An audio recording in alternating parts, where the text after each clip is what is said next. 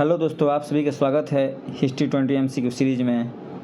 और आज हम लोग का टॉपिक है बंगाल का एकीकरण और होम रूल आंदोलन।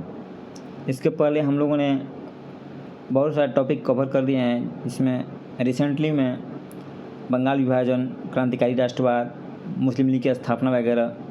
अब नेक्स्ट टॉपिक में बंगाल का एकीकरण, होम रूल आंदोलन, और इसके बाद फिर राष्ट्रीय आंदोलन में महात्मा गांधी का जो है प्रवेश होगा। इसके बाद चंपारण सत्याग्रह वगैरह देखा जाएगा।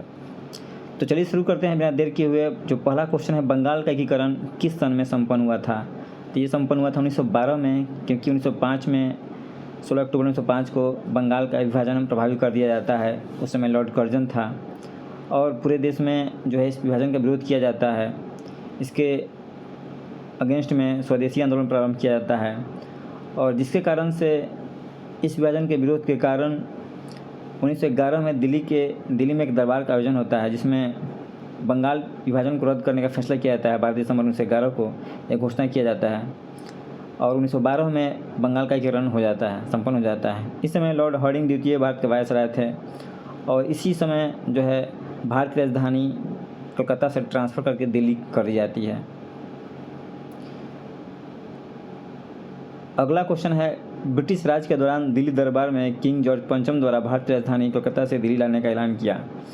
तो 12 दिसंबर 1911 को ऐलान किया गया था कि कोलकाता से जो राजधानी चेंज करके ट्रांसफ़र करके दिल्ली लाया जाएगा। मुख्य रूप से दोस्तों, भारतीय इतिहास में मतलब स्वतंत्रता आंदोलन में दिल्ली में 3 बार दिल्ली दरबार लगाया गया था। पहली बार 1877 में लॉर्ड लिटन के समय लगाया गया था, जब रानी विक्टोरिया को ब्रिटेन का सामग्री जो है क्वीन घोषित किया गया था, क्वीन का ताज पहनाया गया था। इसके बाद 1903 में लॉर्ड कर्जन के समय में दिल्ली में दरबार लगाया गया, जब एडवर्ड समतम को जो है ताजपोशी की गई। और इसके बाद 1911 में दिल्ली में जो है लॉर्ड हार्डिंग द्वितीय के शासनकाल में, मतलब गवर्नर के काल में, ये दिल्ली दरबार का आयोजन हुआ। तो 3 हुआ था दिल्ली दरबार का आयोजन।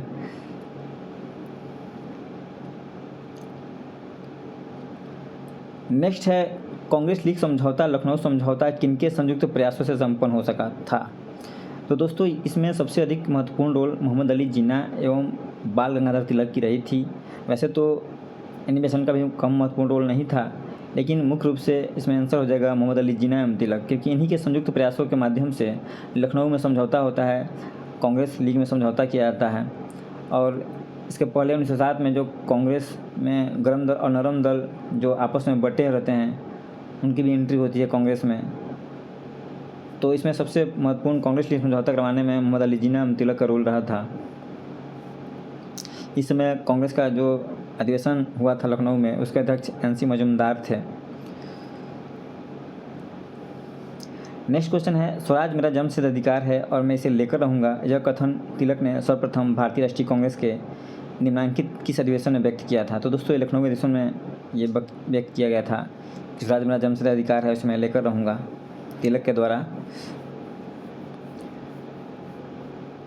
अगला क्वेश्चन है, निम्नलिखित में से कौन मुस्लिम नेता थे जो एनी बेसेंट द्वारा स्थापित होम रूल लीग में सम्मिलित हुए थे? तो ये सम्मिलित हुए थे Mohammad Ali Jinnah, home rule league में सम्मिलित हुए थे। और यह जो आंदोलन था, यह 1870 ईस्वी से 1907 ईस्वी तक जो आयरलैंड में होम रूल आंदोलन चलाया गया था, उससे प्रभावित था।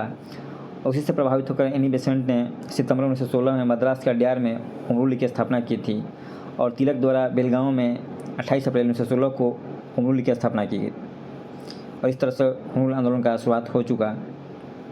इसी आंदोलन के समय तिलक को लोकमान्य तिलक का जो है विशेषण प्रदान किया गया, यानी संज्ञा दी गई लोकमान्य तिलक का।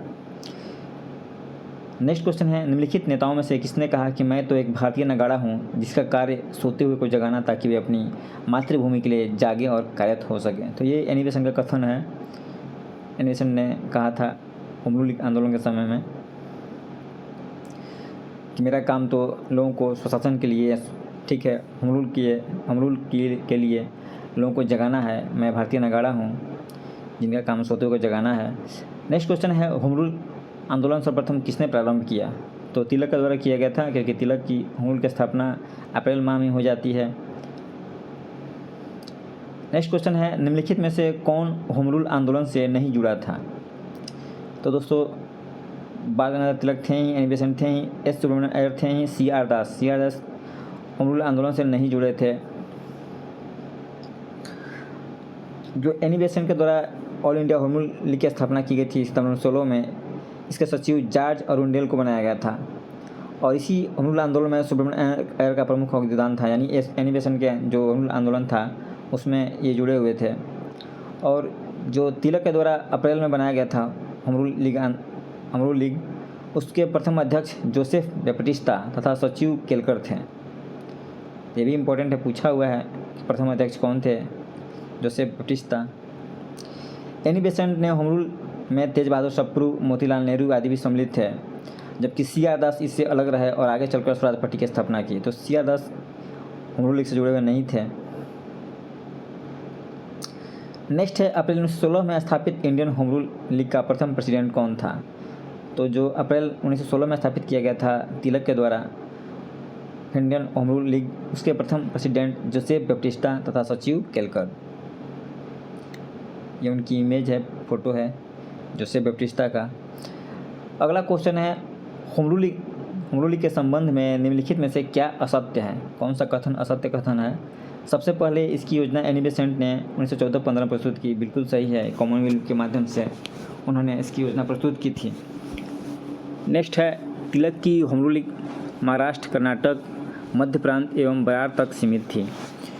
ये भी कथन सही है। महाराष्ट्र में बम्बई छोड़कर तिलक की जो लीग थी वो कर्नाटक, मध्य प्रांत एवं बरार तक इसका क्रिया था।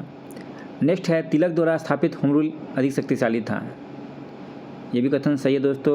वैसे तो अधिक एरिया में एनी बेसेंट का होम रूल आंदोलन फैला हुआ था, लेकिन तिलक से जो लोग जुड़े हुए थे वो अधिक संगठित थे, अधिक प्रभावी रूप से अपना रोल अदा कर रहे थे, तो उनका संगठन अधिक मजबूत था।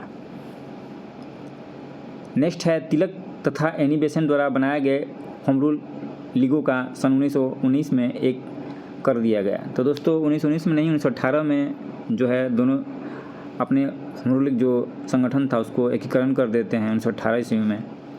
यही कथन गलत है। तो देख लेते हैं। श्रीमती एनी बेसेंट के द्वारा सबसे पहले होम रूल लीग का विचार प्रस्तुत किया गया था कॉमनवेल्थ पत्रिका के माध्यम से। यह आंदोलन तब शुरू हुआ जब 2 जनवरी 1914 को साप्ताहिक पत्रिका कॉमनवेल्थ प्रकाशित हुई। तिलक और एनी बेसेंट ने अप्रैल 1916 में पूना में और सितंबर 1916 मद्रास के पास RDR में लीग की शुरुआत करते हैं। मैं डिस्कस कर ही चुका हूँ। तिलक का जो है उनका मुख्य एरिया था महाराष्ट्र, कर्नाटक, मध्य प्रांत और बरार, जिसमें मुंबई शामिल नहीं था। और तिलक का नारा था स्वराज मेरा जन्म से अधिकार है, उसमें लेकर रहूँगा। और तिलक ने Maratha, Kesari, new India, Commonwealth, new India समाचार पत्रों के माध्यम से होम रूल लीग का समर्थन किया। तो नेक्स्ट क्वेश्चन है 1920 में निम्नलिखित में से किसने अपना नाम परिवर्तित कर स्वराज सभा रख लिया। तो दोस्तों जो all India home rule league बनी थी, जिसका एकीकरण हो चुका था बाद में 1920 में जब महात्मा गांधी इसके अध्यक्ष चुने जाते हैं all India home rule league का, तो इसका नाम बदलकर स्वराज सभा कर देते हैं, क्योंकि 1920 में ही तिलक की मृत्यु हो जाती है और all India home rule league जो है इसका नाम बदलकर स्वराज सभा गांधी के द्वारा कर दिया जाता है, क्योंकि Gandhi ji all India home rule league के सदस्य अध्यक्ष चुने जाते हैं।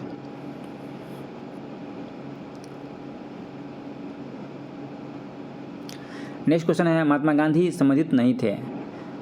तो होम रूल आंदोलन से संबंधित नहीं थे। भारत छोड़ो आंदोलन, सविनय अवज्ञा आंदोलन, असहयोग आंदोलन सबसे संबंधित थे। इसका आंसर ये हो जाएगा। नेक्स्ट क्वेश्चन है निम्नलिखित कथनों पर विचार कीजिए और नीचे दिए गए कूट से सही उत्तर को चुनिए। श्रीमती एनी बेसेंट ने ब्रिटिश शासन के विरुद्ध होम रूल आंदोलन संगठित किया, कारण वह एक नारे के आधार पर सभी वर्गों के लोगों को संगठित करना चाहती थी। तो दोस्तों ये कथन और कारण दोनों सत्य हैं और इसका सही व्याख्या कर रहे हैं, क्योंकि एनी बेसेंट के द्वारा सितंबर 1916 में होम रूल लीग का गठन किया गया था और इसमें समाज के सभी वर्गों का लोगों का वो इसमें शामिल करती थी, संगठन में शामिल की थी। और उन्होंने जनसभाओं और सम्मेलन आयोजित करके जो है जनता को स्वराज दिलाने, स्वशासन दिलाने का जो उनका अधिकार है उसकी सिफारिश की। उनका कहना था कि भारतीय जनता को भी स्वशासन का अधिकार मिलना चाहिए, जिस तरह से अंग्रेज़ों ने जो उसके उपनिवेश थे वहाँ पर सरकार बनाने का अधिकार प्रदान किया था। तो तिलक के शब्दों में कहा गया था कि अंग्रेज हो या मुसलमान, यदि वो इस देश के जनता के हित के लिए काम करते हैं तो हमारे लिए पराया नहीं है। यानी जो होम रूल आंदोलन था उसका जो धर्मनिरपेक्ष चेहरा था, सभी लोग इसमें सम्मिलित हुए थे, सभी वर्गों से, समाज के सभी वर्गों के लोग, चाहे हिंदू हो, मुसलमान हो, सिख हो, ईसाई हो, सभी वर्गों के लोग इसमें शामिल थे। तो इसका चेहरा धर्मनिरपेक्ष था, ये भी बहुत इंपॉर्टेंट फैक्ट है। होम रूल आंदोलन उत्तर प्रदेश, गुजरात, सिंध, मद्रास, मध्य प्रांत, बरार जैसे अनेक क्षेत्रों में राष्ट्रीय आंदोलन को शामिल किया। अतः दोनों कथन सही है और ए जो है इसका आंसर हो जाएगा। कथन और कारण दोनों सही है, इसका व्याख्या भी करता है। नेक्स्ट है होम रूल आंदोलन का मुख्य ध्येय क्या था? तो स्वशासन ध्येय था। भारत में ब्रिटिश साम्राज्य के अंदर स्वशासन प्राप्त करना इसका प्रमुख ध्येय था। तो आज के हिस्ट्री 20 MCQ सीरीज में दोस्तों इतना ही। Thank you.